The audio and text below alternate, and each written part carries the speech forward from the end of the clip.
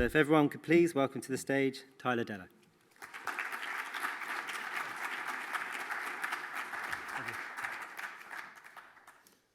Hi, good afternoon. I'd like to first, before I start, just thank Stats Perform for inviting me. This has been a wonderful conference. As somebody in hockey, you'll learn that, or I'll explain in a few minutes, that we are not as far ahead as you guys are, so any opportunity to come and learn from you guys is wonderful for me. And it's also amazing just to see how young this is. I'll talk about it a little bit, but I've been around this stuff for 20 years, and coming to a conference like this and seeing all these young people here is it's remarkable when I think about what it was like when we started 20 years ago. So I'm going to give you a bit of background today of hockey analytics, and then I'll talk a bit about our team, our league, and our ownership group, some history of data in hockey, and then improving decision making, which is really, I think, at the heart of why all of us are interested in analytics.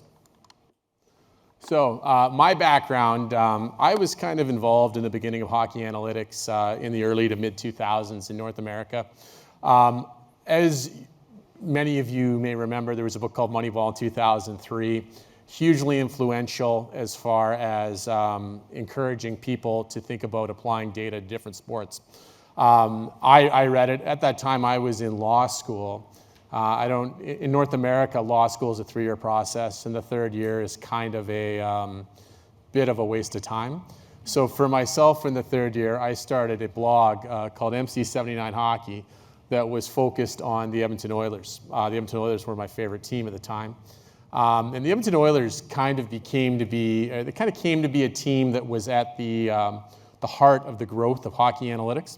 And the reason for that is there were a lot of very bright people who wondered how the team could consistently be so bad. And that actually led to the development of a lot of interesting concepts, which I'll talk about. But a big one being sort of understanding regression and shooting percentage. The Oilers had a tendency to trade guys who had low shooting percentages and sign guys who had high shooting percentages. And we subsequently learned that that was perhaps suboptimal. So I continued with that blog after I finished law school while I practiced law, and it kind of got a little bit bigger every year, and it was sort of a blog that was at the front of the growth of hockey analytics.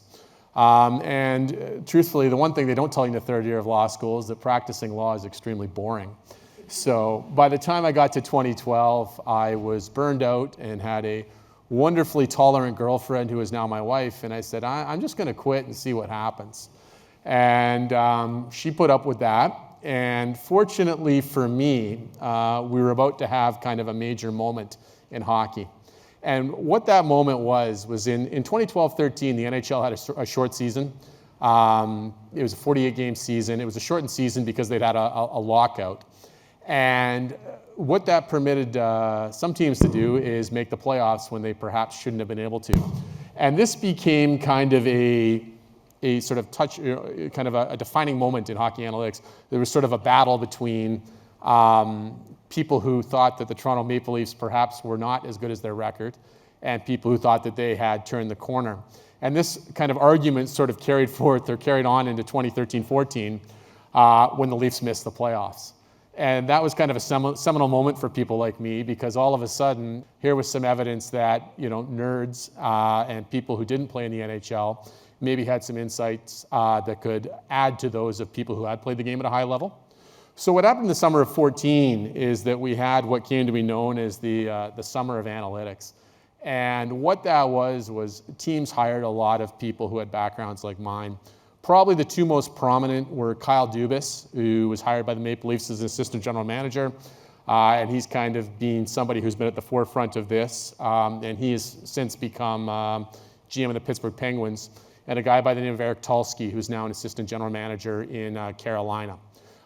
So that was kind of when it happened. For me, I had an opportunity to go work for my favorite team, the Edmonton Oilers. And this was about 8 years at this point since the Oilers had made the playoffs. And I was really sold on going to work there by their coach, a guy named Dallas Eakins. So in December of 2014, Dallas Eakins got fired. And those of you who've been through that will know that that's a bit of a disheartening thing to go through. And unfortunately, we had a poor year. Edmonton was able to draft a guy by the name of Connor McDavid. He is, I guess, kind of the Lionel Messi of hockey. So that was kind of a transformational moment for the Oilers. But after another year, my contract expired, and they elected to move on. So that left me with some time on my hands, and fortunately, The Athletic was looking to build their product, and I was able to spend 2 years helping launch The Athletic particularly in Canada with hockey analytics. And it's funny, I was joking that I'm not sure I've rarely been in a room with so many Athletic or former coworkers, because as many of you know, it's pretty remote. So I spent 2 years doing that. In 2019, I got a phone call from a guy by the name of Alex Rucker. And Alex was with the Philadelphia 76ers at the time, and he had been tasked with building an analytics group for the New Jersey Devils. And after some convincing, I went and joined up. And I've been with the Devils now, first as the VP of Hockey Analytics, and then more recently as the SVP of Hockey Strategy Analytics for the last 5 years. So for those of you who are not hockey people, the New Jersey Devils are one of the league's more successful franchises over the last 30 years or so. They won 3 Stanley Cups in 95, 2000, and 2003, and then continued to have success, and sort of, their time as a contender came to an end in about 2012.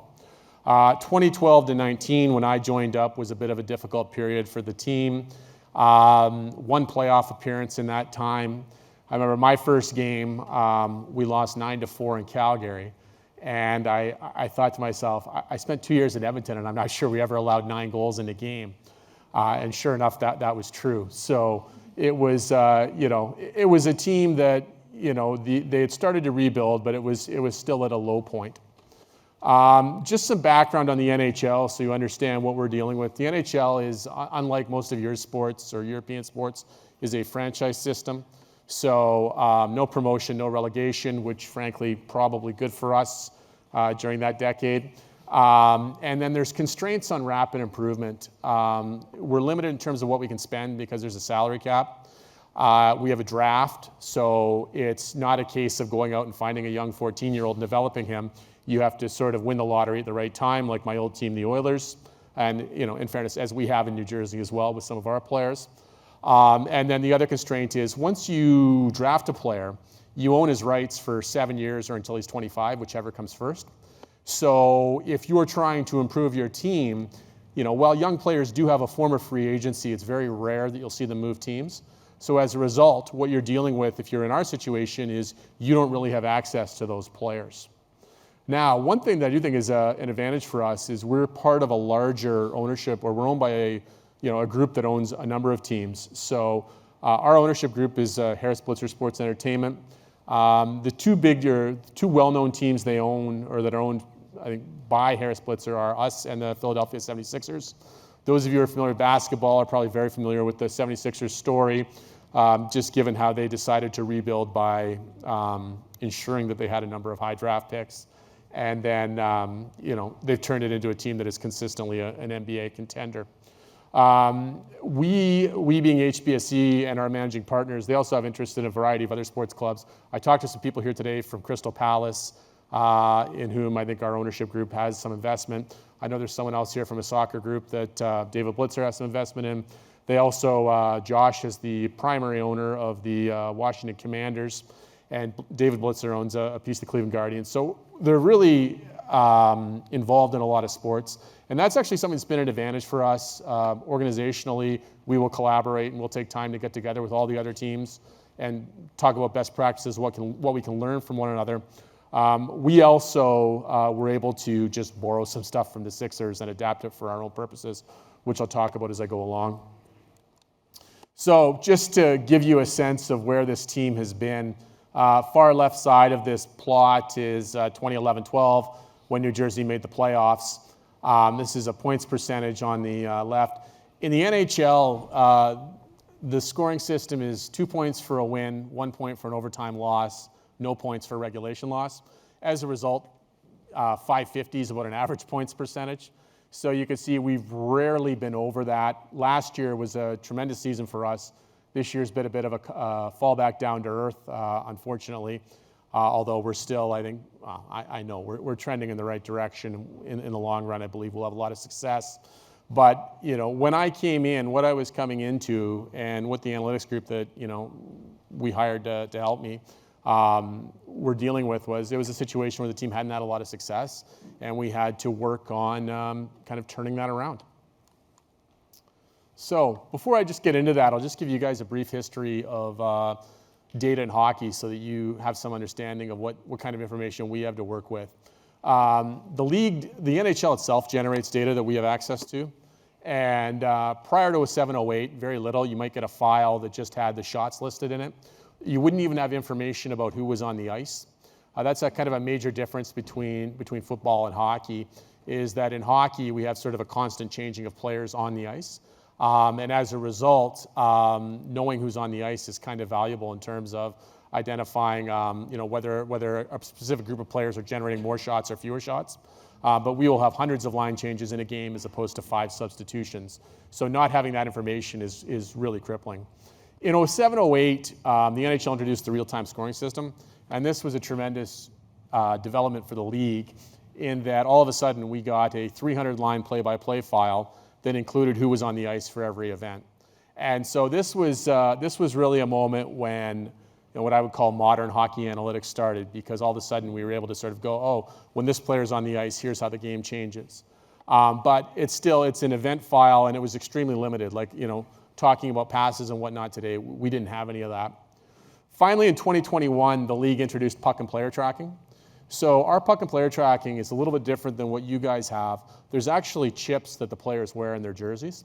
And the reason that they have to do that is because they also, they put a chip in the puck as well. And the puck is very difficult to track on TV, frankly, because it's small and it will get covered up by other players.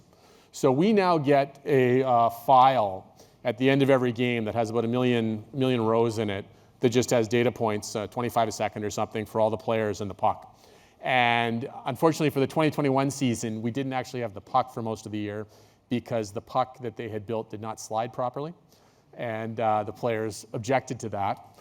So we have really had player tracking data now for, this is the 3rd year. So relative to where you guys are, I think we are behind, which is why it's nice for me to be able to come to something like this and take ideas. 2016-17, a company called SportLogic started producing an enhanced play-by-play file.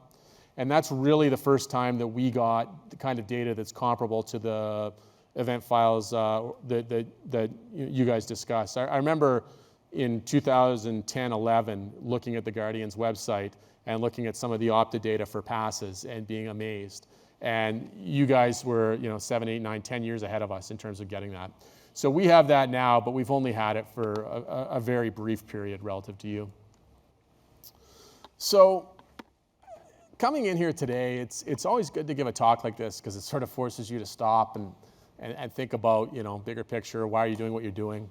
And what really came to me, or as I thought about this, was talking about decision making. And over the past year or so, I've thought a lot more about, how can we enable and empower people to make better decisions, as opposed to worrying more about, oh, this model, that model. And it was funny. I subscribed to a newsletter called Get Goal Side by a guy named Mark Thompson, and he was at another analytics conference. And his newsletter afterwards, he highlighted how a lot of the consultants were talking about the same thing, which is decision making. And people have kind of moved away from just data. And obviously the data is at the heart of the decision making that we do, but my focus has really been on empowering decision makers. And within our organization, we have 2 key decision makers in our general manager and in our head coach. But in a sense, everybody in the organization is a decision maker, because they're making recommendations, or they're making smaller, lower leverage decisions. And what we're really trying to do from an analytics perspective is support them in making those decisions. And so that is really, I think, what I'm going to talk about today, how we at the New Jersey Devils have sort of worked to support our decision makers. So to that end, I've sort of identified 5 points that I think are key in terms of improving the decision making. And I'll just go through them. Yeah, they're all there. I think what I'll do is I'll just walk through them, and then I don't need to read this list to you. I'll just go through it. So start with, you have to have people who want to get better. And for us, I think this comes for us from an ownership level. Our ownership group is extremely data-oriented. They're data-oriented in all the sports they own. Like I know I talked to one of the soccer fellows here who does some work for a soccer company that our ownership has an interest in, and I'm sure it's the exact same thing. Whatever decisions we make, they're interested in process and a rationale and evidence for it. And so obviously, understandably, our general manager, your equivalent of a sporting director, he is very driven by how do we make a best decision, how do we build process into it, because that's what our organization believes. And the thing that he talks about that I think has been helpful for us is we talk a lot about having a growth mindset, which I know is a bit of a cliche, but at the same time, I do think it is what we're trying to do. Similarly, our head coach, a guy named Travis Green, and our prior head coach, Lindy Ruff, we're lucky that they're very much the same way, and then the same goes for all of our leads. And I've just, at the end there, I've highlighted analytics and data as well. And one of the things I'll talk about as I go through this is just for us, it's about having a growth mindset too. I've learned a ton from having the opportunity to be around the people who played in the league for 20 years or who've coached or managed for 20 years. And I know that sometimes, like when I was doing some journalism and public analytics, I would kind of get criticized a bit by some of the public analytics people for being a little too coach friendly. But, I don't know that, they're not always right, but you're crazy if you think you can't learn from them. And so to me, the growth mindset has to extend to us as analytics people. So the first thing for us is, improving decision making is just organizing and classifying information. And that's kind of, you start with, what information do we need? So we spent a lot of time just building algorithms, frankly, to kind of classify things that don't exist in hockey or to build measurements that don't exist in hockey. That's just an example here of it. This is one of our defensemen. And if you look at the last 2 years, far right column, that's line 1 plus line 2 percentage, just his percentage of time that he played against the first and second lines. It's gone from 47%, which is very low, to 64%, which is very high. That's a critical piece of information. It's not an official hockey statistic, but it's something that we built by just classifying his ice time and building an algorithm to classify who he's playing against. It's a critical piece of information for player and team evaluation. But at least for us, it didn't exist prior to us getting there. And I guess my first takeaway from this is just, asking yourself, we try to ask ourselves, in order to solve this problem, what information would we like to have? And if we don't have it, can we create it? And we've spent a lot of time doing that, and this is an example of that. And in evaluating this player this year, that's one of the things that we'll talk about is, his context got a lot more difficult than it was in the past. So second, I have meet people where they are. And I'll just explain what you're looking at here. This is a slide from a presentation we did at our preseason coaching meetings, looks like this year. And you'll notice a couple of acronyms there. OZP, well, I guess two acronyms, or maybe not even an acronym, but OZP, Rush, and FC. OZP is offensive zone play. Rush is entering the offensive zone, carrying the puck. Forecheck is sometimes teams will, as this route one, shoot the puck into the offensive zone and then go try and knock somebody down and take it. And in order to build these classifications and make it easier for us to talk to coaches, what we did was just take, I'll back up. Coaches, after every game, we have a video coach who will just go through and tag all the scoring chances. And he'll tag it with, is it a rush chance, offensive zone play, forecheck. And what we did was just take their data and identify basically the point at which something would switch from being a rush chance to offensive zone play. It's just time cutoffs. But what we were able to do is basically build a model that was how they think without them having to build it. So then when we get to the end of the season, or we're talking about, hey, here's where we're good, here's where we're weak, we can put it into their language. XGF is ours, but when we say to them, hey, we're generating a lot in offensive zone play, they know what that means because that's their language. And it's sort of a blending of our concepts and theirs, but the end result I have found is that it makes it a lot easier for us to communicate with them. And ultimately, if you want to have impact and influence, you have to be able to, make the decision makers understand what you're saying, and even they may not accept it, but over time, if they don't understand what you're saying, you're not going to get anywhere. And that's something that we really, I think, found helpful, is proceeding this way. So this is another example of that. This is our post-game report. This is the top of our post-game report for our game last night. It was a good night for your New Jersey Devils. If you look over on the right-hand side, a statistical summary, and just look down, you'll see that we have, at the very top there, we have goals and expected goals. So we won 5-2. We had 5.33 expected goals to 2.54 for the Penguins. And if you slide down a little bit further, you'll see chances, A and B. And adding chances to this was kind of a topic of some debate within our analytics group. This is a report that we build. We tend to prefer thinking about things in terms of expected goals, just so we're not throwing out data, frankly. Even a .02 shot has a chance of going in. There's 60 shots in a hockey game, and those little ones will add up. Coaches don't really approach it that way. They're much more, in my experience, they look at scoring chances, scoring chances, scoring chances. So by not including scoring chances in our report, we were basically making it less useful to the coaching staff, and we weren't really meeting them, where they are and how they approach their job. And so after some discussion, we sort of concluded, look, it can't hurt to give them this and to start including it in there. And regardless of whether or not we think it's the optimal way to do it, it's the way that they do it, and this is a way for us to kind of better resonate with them when we're making our points. And so you'll see last night, pretty good night for us. I think we had 15, we had a lot of we had eight chances, they had 1. So pretty good night for New Jersey. And what we found once we put it in there was that our coaches would start looking at our chances, the ones that we had called chances, and they would start watching the video. And so here's an example of, let's see if it plays. So this is a scoring chance from a game we played in January. So you see it goes to the point, shot on the net, puck goes into the corner, passed out front, and there's a shot. We classified that as an A chance. And when we're classifying chances, we're just using an XG value and then calling something a chance. And so we called that an A chance. And our head coach actually watched it and phoned me. He goes, that's not an A chance. Come down to my office. So I went down to his office, and he showed it to me. And he's like, look, the goalie barely has to move on it. And so if you watch the puck come out of the corner, I'll just play it again. You watch the puck come out of the corner. Goalie barely has to move. There's really no angle, and it just gets jammed into him. And frankly, he had a point. And it was interesting. I went back and I talked to a guy by the name of Matt Kane, who kind of handles all of our modeling.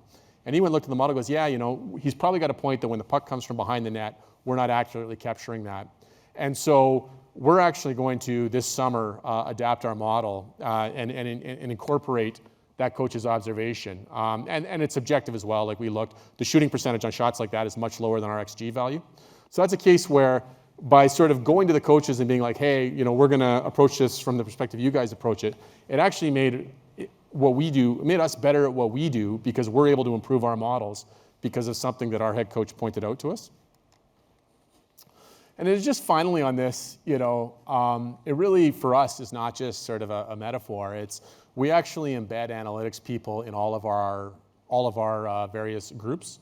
So we have a software developer and a analyst who are basically full-time embedded in amateur scouting. They will participate in all the meetings. I suspect that John Fung, our software developer, is probably the only software developer in the world who's gone on a scouting trip to Red Deer. We also do the same with professional scouting and player development. And by sort of involving people before the decision-making phase, when it becomes a little more, I like this person versus I like this person, it becomes more of a discussion earlier on, and it also builds a relationship that helps us get to those better decisions that we want to. So next, I have connect people to information. And this is something we've invested a lot of time in. This is just a screenshot of the front of our information portal. So all the information that we collect as a team is included in this one space. I appreciate this may not sound revolutionary, but most teams in hockey use a piece of software called RinkNet that is very difficult for anyone to get data out of. And you also, if you have any analytics data, you can't put it in there. And so we built a web app, and all of our functions, player development, player development, scouting, everything, the data we produce for the coaches is in there. And so a couple of things with that.